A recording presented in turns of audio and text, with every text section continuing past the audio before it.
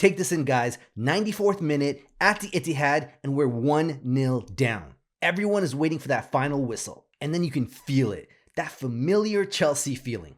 This is it. Game's over. Another moral defeat. Because if this ends 1-0, we're talking about the crisis. We're talking about the players who can't cope. And we're talking about falling behind Manchester United on the table. Let that sink in. And then out of nowhere, Chelsea refuse to die. And trust me, if that ball doesn't hit the net at the end, this club is in a very different place right now. Guys, this wasn't just a draw, and it definitely wasn't just about tactics or formations. This game was about mentality. This was about resilience and about who actually shows up when everything around the club feels unstable. Because this match quietly revealed a lot.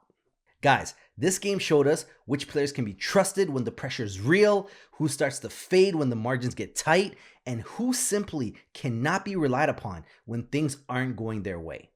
And there are a few performances tonight that generally changed how I look at certain players, both positively and negatively. So before we get into everything, I just want to say this very quickly. Thank you. Honestly, the support on this channel has been unreal.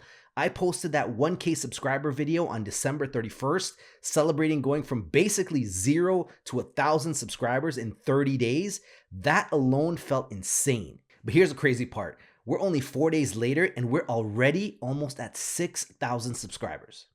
And with that momentum, we're not slowing down and we're not stopping. So if you've been watching, commenting, or supporting this channel and you haven't subscribed yet, now's the time to do it. Let's keep building this community together. All right, let's talk about the game now. So for some quick context, we had a little bit of chaos start even before the ball was even kicked. Right before kickoff, news drops that Robert Sanchez is out with a small injury issue. Then on top of that, Wesley Fofana wakes up with a fever and can't play. So now we're scrambling, we're shuffling the plans, you're throwing in a keeper who clearly wasn't meant to start and has been looking to leave the club in January, and you're already missing Caicedo through suspension. At this point, as a Chelsea fan, you're thinking, yeah, it's going to be one of those nights. So, like I said, Jorgensen starts in net. It's obvious that it wasn't the original plan. The structure itself made sense in theory. Badiashile is playing on the left-sided center back role to protect that space. We have Malo Gusto inverting into midfield to compensate for Cucurella being out of the game. And then we have a back three forming in possession to help us survive Man City's press. But let's be honest with ourselves. You're at the Etihad against Manchester City with a patched up lineup and a squad still processing the manager leaving the club. This basically tells you that the game plan was never about dominating the game. It was more about surviving the game. First half starts and we're immediately under siege and under pressure. City had close to 70% possession, and watching it live, it honestly felt like they were relentless. We struggled to get out of our half. Every clearance came straight back at us. Every attempted buildup was snuffed and stopped immediately. Cole Palmer was completely covered. Every time he touched the ball, City were on him instantly, cutting off passing lanes and forcing him into mistakes. Then around the 38th minute, the warning shots started arriving. Josh Achimpong takes a heavy touch, loses the ball cheaply, and suddenly Haaland is through on goal. The man takes a powerful shot, and I thought it was going to go in, but the man hits the post, and for a split second, your heart just sinks. This was City basically letting us know what was coming. And a few moments later, it arrives. Reinders picks up the ball with no obvious pass on. Everyone's pretty much covered. He has zero options and decides to take the responsibility himself and absolutely rifles it near post.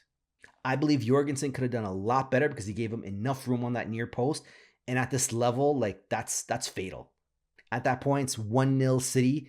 And honestly, like that goal was pure quality, so well deserved.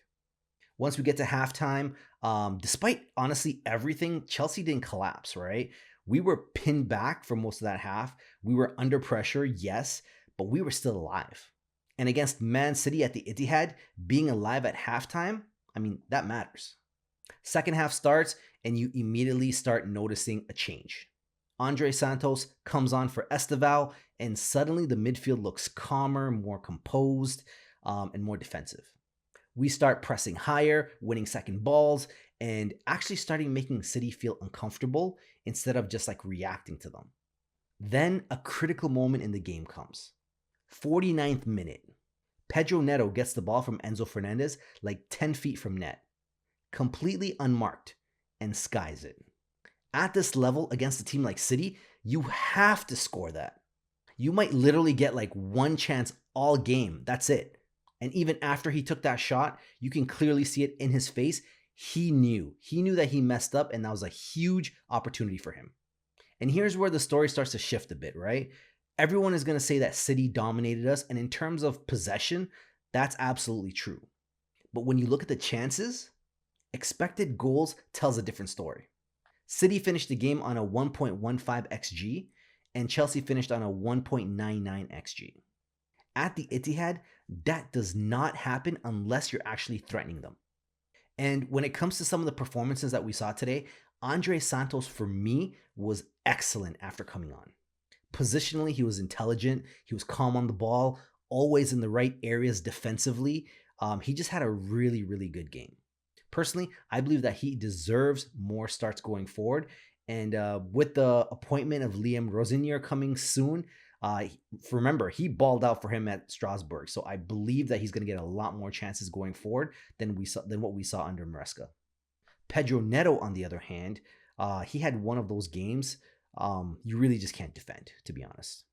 Way too many wasted moments and poor decisions today, especially when he's supposed to be one of the most senior players on this team. And Cole Palmer, as painful as it is to say, he struggled a lot today, and we've been seeing it for the past couple of games. He's had some struggles. I felt that he just held onto the ball way too long at times, lost it more often than usual, and I feel like he just couldn't get his rhythm today.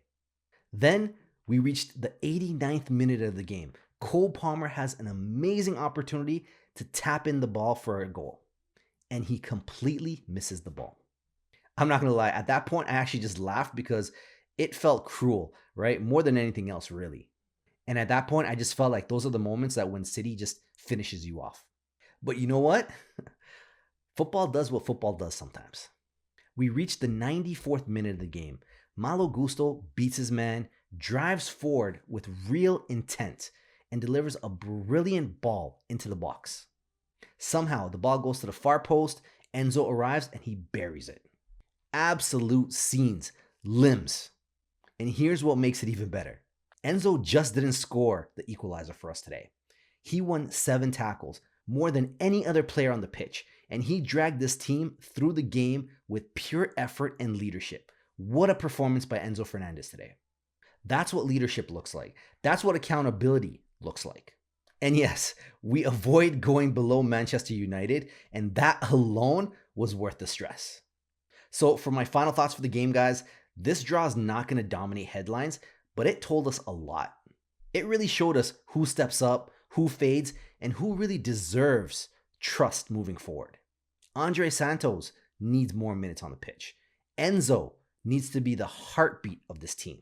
And if Liam Rosenior is really coming in, some players just earn themselves time, and others are running out of it fast. Because if this same performance happens under a new manager, the excuses are gone. To wrap up, let me know what you think, guys, in the comments. After everything you saw today, who earned your trust and who completely lost it after today's match? And I'm looking forward to seeing you guys in the next video. Peace.